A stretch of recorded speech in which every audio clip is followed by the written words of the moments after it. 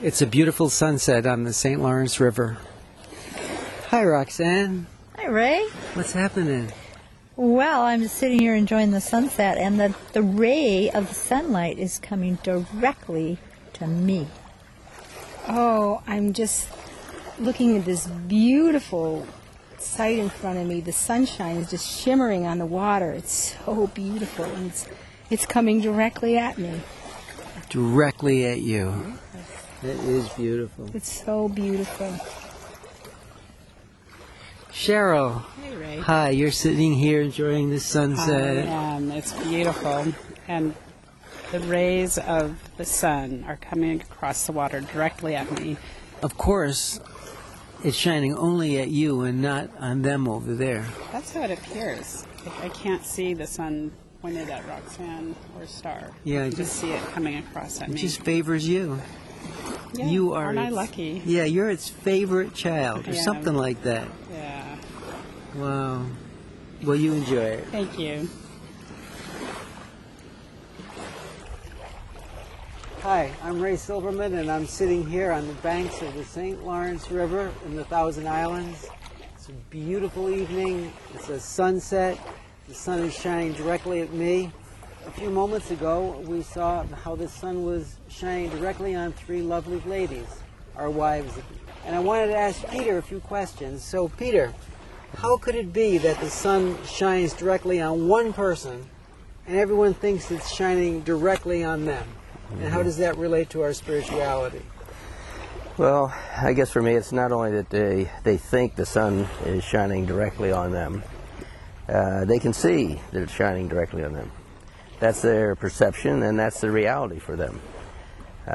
In terms of my relationship to spirituality, my relationship to God, there's a saying in one of the esoteric books that I read that God's love, the nature of God's love is such that He loves each individual the most. When I became a parent, I found out that's possible. The way it became possible for me is I love them the most as them. So I have a daughter, Natasha, and I love Natasha the most as Natasha. I have a daughter, Tanya, and I love Tanya the most as Tanya. My son, Darren, as Darren, and Luke as... And they're unique individuals. Luke's unique, and there is no comparison. It's just I love Luke as Luke. Yeah. So as Luke... he's the best Luke there is. There's no question about it. There's no comparison to him. Yeah. You know, as a very young child, I wanted to be, get the gold star. I did diving. I wanted to diving, be the best. I wanted attention. I wanted approval. I wanted to be the center of attention. I wanted to be important. I wanted to get a good job, good-looking wife, and all these things. So I was seeking all this thing. It was sort of I was seeking love. And ultimately, I think it was seeking God's love. Mm-hmm. And I thought in order for God to love me, I had to stand, you know, head and shoulders above the best. Right. And then I would get His attention, and if I had His attention and I was good enough, I'd earn His love and respect. And that's a lifelong struggle with the ego. Yeah. And then recently, in the last couple of years, not only have I been reading, but I've been experiencing that God doesn't love me. God's love is me. And there's a saying in Siddha Yoga that says, God is in you as you. And I could just translate that also as God loves you as you. And His love is you. And His love as you is uniquely you. So if I want to achieve God's love, and I realize I am already God's love, what am I best at? I am absolutely the best at being who I am. You mean like you're a manifestation of God's love? Yes. Like God's love became Peter Rhodes in a way that it couldn't become anybody else. Right.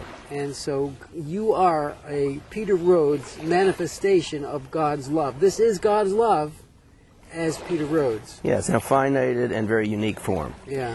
And He is you in a finite and unique and different form. Right, and He loves me most. As you.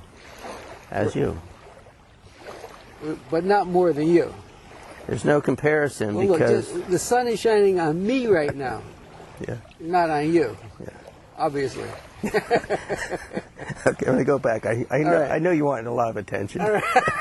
and you're getting God's attention, and that's good. All right. I just want to have a You little can see the nature of the ego trying to get attention. Okay. You already are God's love, All right.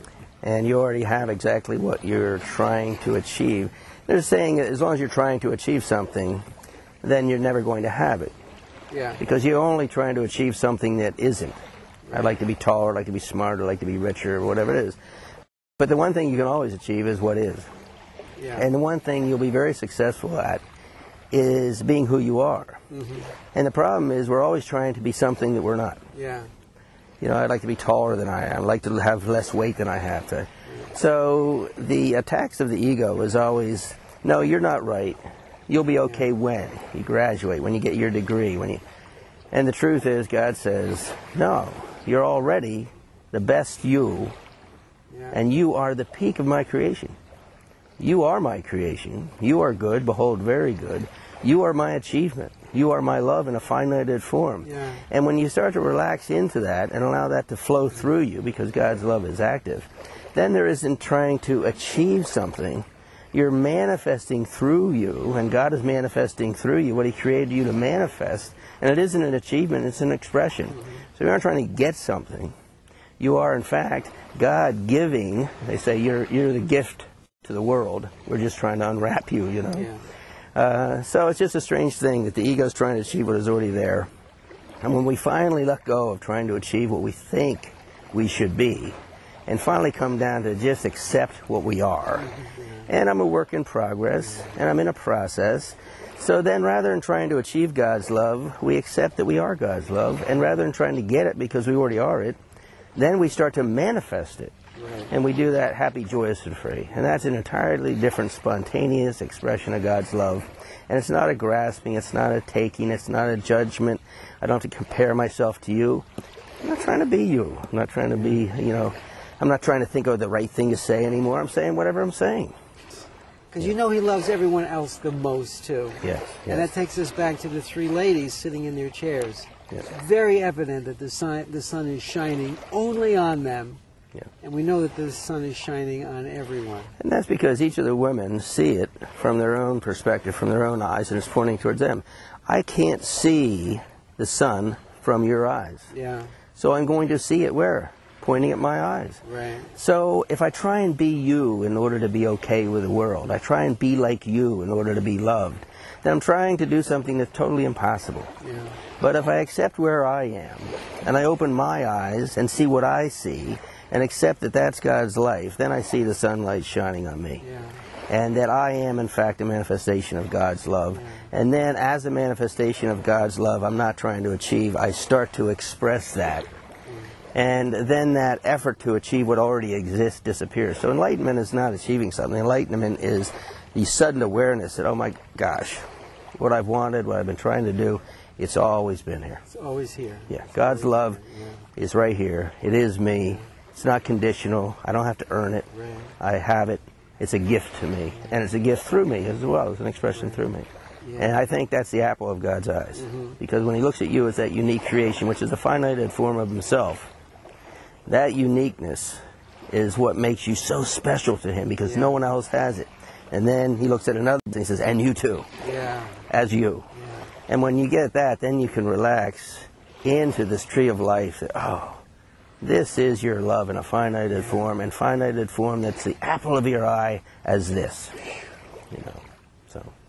In a world of competition and trying to be the best and outshine other people, it's so opposite to this idea of the light shining fully on everyone. And I think in that word that the kingdom of God is within you, it's not only shining on you, in reality it's shining through you. And it's shining through you and shining on all the other children. Yeah. And in a unique way. And that is God shining through you. Pete, that's beautiful. Thank you.